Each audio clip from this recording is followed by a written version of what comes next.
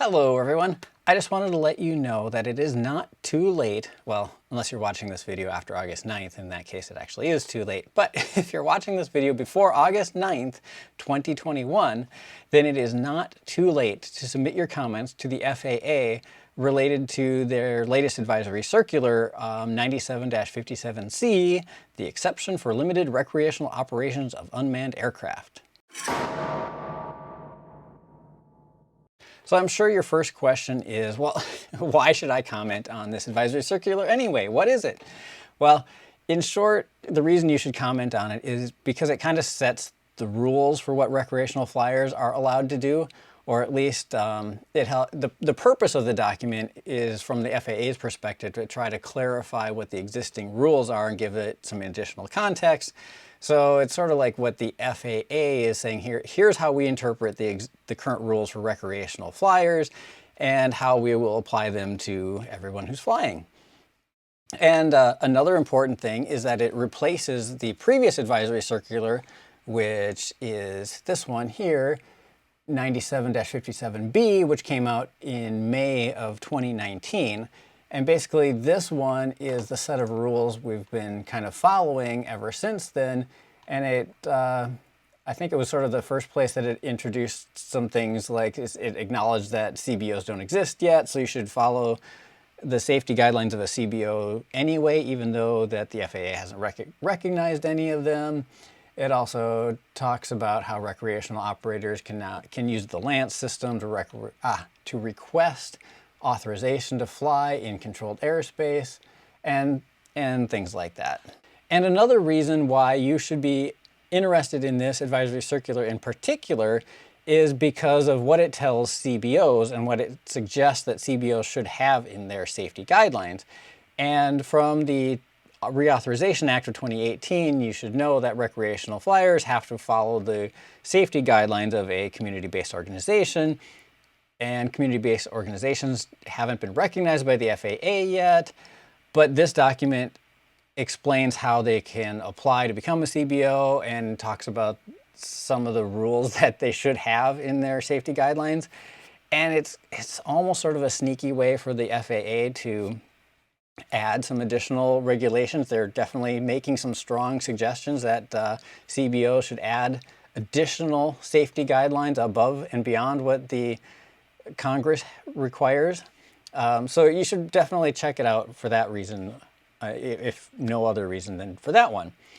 And finally, I think it's a great idea to leave a comment to the FAA on this advisory circular because it shows the FAA that hobbyists like myself, like you, are interested, you're paying attention to the regulations, and you want to let the FAA know that there's a lot of recreational pilots out there, and these rules affect us, and we're paying attention to them, and we want to let you know that we don't agree with some of what you're proposing here.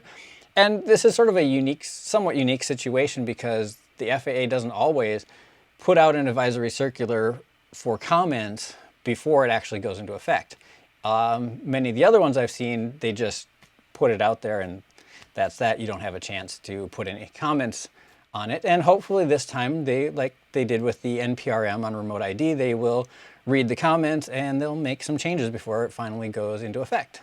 So that brings us to our next main question is, how do you comment on this advisory circular? Well, to comment on this advisory circular, you would go to the FAA's website where they have all the advisory circulars. They actually released 2 of them on the same day here. So you want to scroll down and skip this first one and go down to the second one, 91-57C for recreational operations. And there are 2 documents here. There's the document, which is actually the advisory circular, and there's the comment grid. What they want you to do is load this Word document. And let me open it up here for you so you can see what it looks like. And they want you to fill this out with your comments. So clearly the FAA is not expecting ordinary people like you and me to be filling this out. They're expecting, I don't know, I guess people or groups that are applying to become a community-based organization to be filling this out. But you can ignore the fact that it says company and group here at the first one, and if you want, you can just put your name here. And then you can put they're asking for the page and paragraph, but what I'm putting here is like the section numbers that you would see in the advisory circular.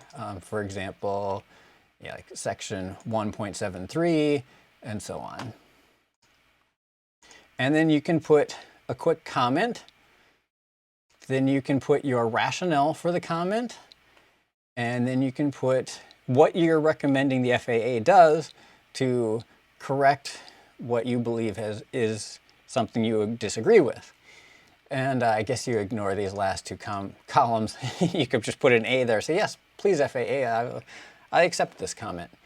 I assume these two are for internal use only, sort of thing. Now, they don't actually leave a whole lot of room for comments here, but you can obviously make these boxes much bigger and just keep typing in them and use up as much space as you need. So first of all, I do suggest you read the entire advisory circular.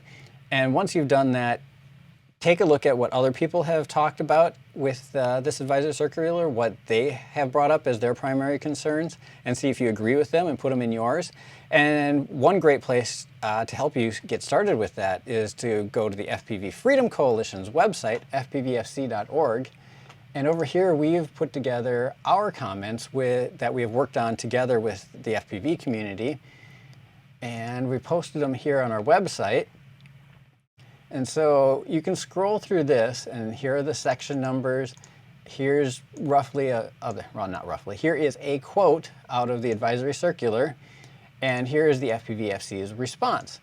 So you can go scroll and read through all of these, and if you agree with these, if you think they're great points, feel free to use these in your set of comments. So for example, this first one here is a great one. The advisory circular says the operation of UAS can endanger other aircraft, people, or property when the flight is conducted in a careless or reckless manner or in a manner that creates an undue hazard to persons or property. So the advisory circular's purpose is to clarify the rules and give them additional context and so forth. And this doesn't do anything to help a recreational operator clarify the rules. This, in my opinion, is just continuing sort of the stereotype that drones are bad, drones are dangerous, drones are scary, even though they haven't killed anybody or caused serious damage. So that's why the FPV Freedom Coalition's comment here is basically saying that this doesn't belong in this advisory circular at all and it should be removed. So I'll just quickly run down a couple other highlights that I wanted to point out about this advisory circular. And so like that one was there, I think the FAA should remove things that aren't really part of the mission and the goal of the document that just seem to be in there to promote an agenda almost. So just tell the FAA, point those out and say those don't belong in this document at all. And of particular note to my audience here, specifically FPV pilots, this document singles out FPV quite a few times and often doesn't really show it in a great light. It talks about FPV being dangerous. It talks about FPV giving you reducing your situational awareness, and it suggests that CBOs create guidelines that say you have to learn how to fly line of sight before you can fly FPV, and I'm not quite sure what the FAA is really trying to get at with suggesting CBOs do things like that. So definitely leave them some comments on that if you're an FPV pilot. There's many statements in this advisory circular that make it sound like racing would be a violation of the rules. They talk about staying away from aircraft. They don't specify like aircraft with people in them. There's just any aircraft. So if you're flying next to another drone, that's another aircraft and you should avoid them and not be near them. It definitely makes it sound like the FAA, whoever wrote this, is only thinking of like off-the-shelf camera drones. They number of times talk about the documentation from the manufacturer or following the manufacturer's recommendations for things, and it's almost as if the person who wrote this has no idea that a lot of people build their own. So you might want to point out those issues with this document. Let's see, what else? There's a quote in there that's, the expected flight path should be free of other people, aircraft, and obstacles. Well, what's the fun in that? How can you race like FPV racing if you don't have obstacles to go around and go through, right? So definitely consider pointing that out. Another big one in here is it talks about don't fly when you're stressed. And a huge number of people fly FPV or fly as hobbyists because it's a stress reliever for them. So it kind of perpetuates the stereotype again that the FAA is grabbing regulations they have from crewed aircraft and just trying to jam them into UAS regulations, and they don't quite fit. So definitely look up that part of this advisory circular and let the FAA know your comments on that. So there's just so many more instances like that. So I highly suggest you go through all the FPV Freedom Coalition's suggestions. If you agree with them, take that and stick it in your comments, put it in your own words would be even better. And don't forget that these need to be submitted to the FAA no later than August 9th.